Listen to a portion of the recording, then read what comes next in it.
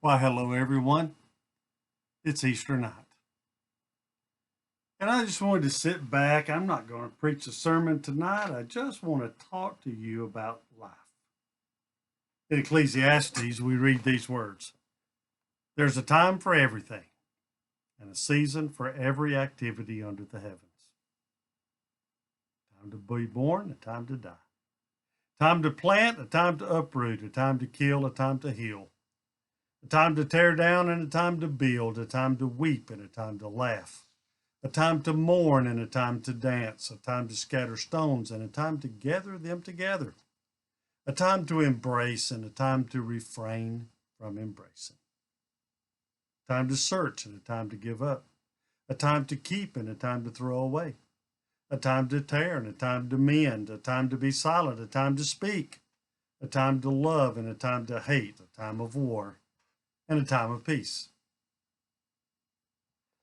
If we don't remember Solomon for anything else, we got to remember him for those words. Time. Times are different right now, aren't they? I dare say that you are struggling, many of you, with this time. I have said for years, an isolation time is a good time to reflect and search your heart. I remember Togo, West Africa. We were heading to the bush country to go to a village to show a Jesus film. Missionary didn't show up. We were staying at a house that the mission owned. My friend Rusty and I, we were there at the house, and finally he came to me and he said, "I think we got a problem." We looked out the window and there were Russian tanks everywhere. Phones were dead. Missionary didn't show up for 3 days. There we were. We knew something had happened. Later, we found out it was an attempted coup. The Russian tanks had gone out to protect their embassy. But it was a great time to reflect. And it was not a time when we just chatted with each other a lot, but it was a time when we just reflected on life itself.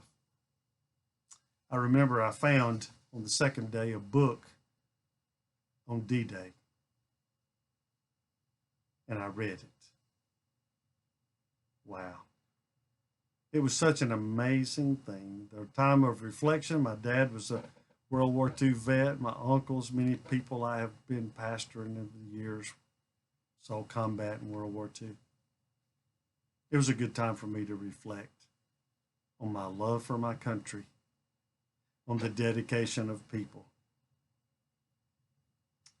It's also a good time to reflect on our faith. And I notice, because I notice when people have at least watched 3 seconds of a video, our numbers have been down. Oh, no, for sure why. But I'm wondering, as I ponder it, if it's not because people have decided they want to spend their time doing other things. Well, of course, that's what they've decided, or they would see it. The truth is, when you and I are isolated,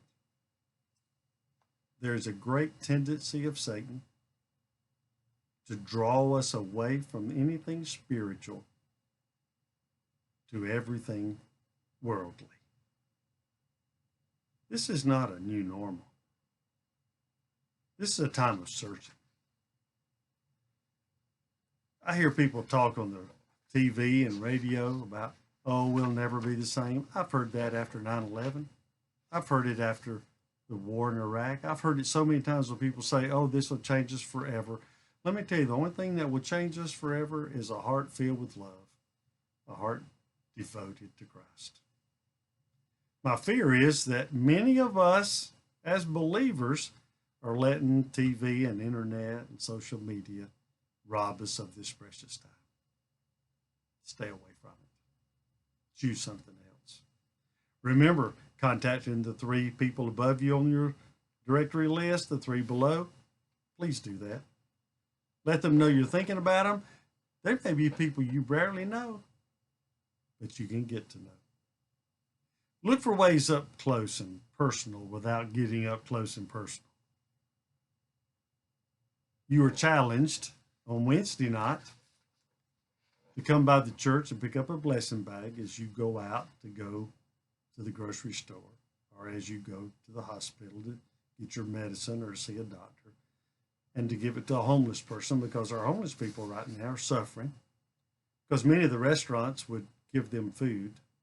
Now those restaurants are closed. Look for some other ways to help. How about a neighbor who's elderly and shouldn't be out? You're young, agile, virile, mobile, and hostile, and it's time for you to insist that you pick up her groceries and her medicines so she don't have to get exposed. But really, this is a time for family. Get to know your family. BJ and I have friends. He retired. They got in their motorhome, bought it just after he retired. Stayed gone for like 4 or 5 weeks. And he said, you know, we figured out after 30 days, we really did like each other. And we laughed and chuckled. Then they bought a bigger motorhome and were gone 6 months. You see, life gets so busy you don't spend time with those you love. Wow. Now, I know you're probably sitting there thinking, well, here's Eddie sitting in his office, all dressed up with a coat and tie. Got on my shorts and my Crocs, but I got my tie and coat on from the waist up. Tommy said when we met to record Easter morning service, he said, preacher, you shouldn't dress like that, not even just for Jay and me. Cracked me up.